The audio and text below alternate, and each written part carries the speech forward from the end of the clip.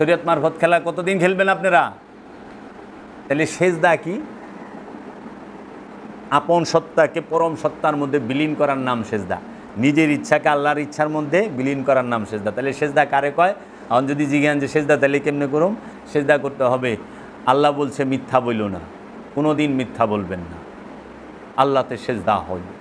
আল্লাহ বলছে তুমি সুদ খাও না, জীবনে সুদ খাবেন না, আল্লাহতে সেজদা হইল।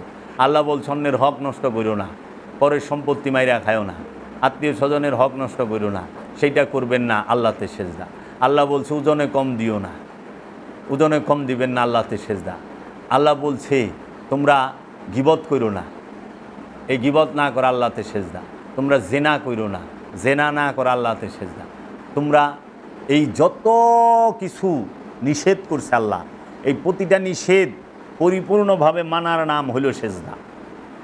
মানে আমি আল্লাহর নিষেধে একটাও মানলাম না, কিন্তু আমি মসজিদে যায় ডাবুর ডুবুর মারলাম। আর কিছু পাইকারি দরের মৌলবি আছে, এই যে আজাহারি, ওই যে মুর্দা কমিটির চেয়ারম্যান নালায়েক, এখন বাইরে সাবুত আদনান, ওনারা ওনাদের ওয়াজ শুনলাম, ওনারা বলতেছেন আপনি যাহা করেন, যা করেছেন কোনো ভয় না, আল্লাহ গফুরুর রহিম রহমানুর রহিম, আল্লাহ মাফ করে দেওয়ালা।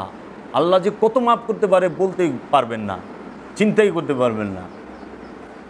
শুধু নামাজ 5 ওয়াক্ত ঠিক রাখেন, 5 ওয়াক্ত নামাজ ঠিক মতো পড়বেন, আল্লাহ সব মাফ করে দেবেন। এটা কোনো কথা হইল? এটা তো চুরেরে চুরি করার উৎসাহ দেওয়া, ডাকাইতেরে ডাকাইতি করার উৎসাহ দেওয়া, জুলুমবাজরে জুলুম করার উৎসাহ দেওয়া। আল্লাহর হক একটা, বান্দার হক একটা। আল্লাহর হক সালাত, জাকাত, হজ, কুরবানি, সিয়াম, এইগুলো হলো আল্লাহর হক।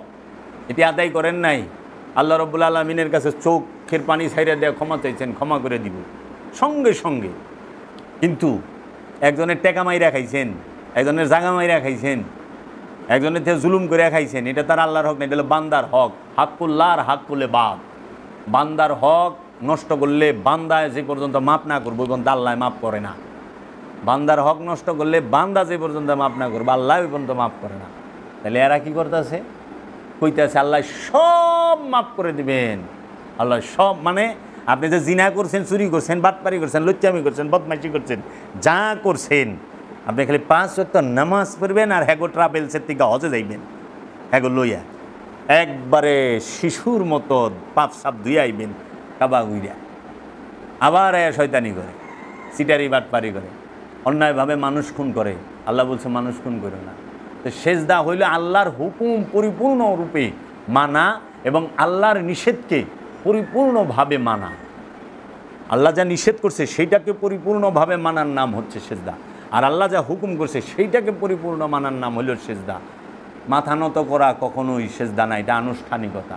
কারণ এই মাথা নত অনেকেই করে। মানে আমরা যদি দেখি যে সুদখুরে নামাজ সেজদা করতে আছে, যে সুদখুরের কি সেজদা হয়? আল্লাহ কইছে সুদখুরের জাহান্নামের কিরাও ঘৃণা করে,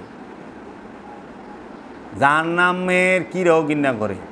যদি দেখেন যে গরুর পায়ে কিরা হয়েছে, গাছের মধ্যে অনেক পোকা হয়েছে, স্যাঙ্গা হয় না গাছে, স্যাঙ্গা হয়েছে, কি করবেন জানেন?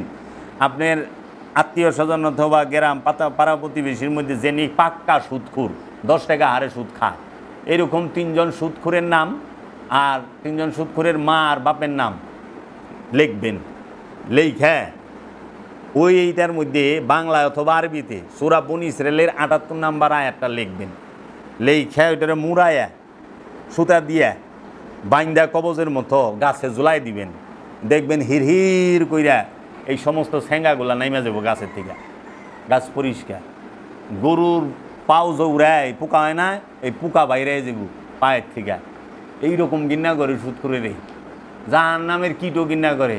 আর অনেক সুদখুরদা মসজিদ বইরা গেছে গা, আর মসজিদ বলে আবার আল্লাহর ঘর রয়েছে, আল্লাহর ঘরে সুদখুর ঢুকে। কুত্তা মসজিদে ঢুকলে 2 বার দিলে না পাক হয়ে যাব গা, আর সুদখুর মসজিদে ঢুকলে 50 বার দিলেও ফাঁক হইব না। কেউ মৌলবি কয় ডরায়, সুদের কারণে মেরে লাইব বাইরে। তাহলে সেজদা কি?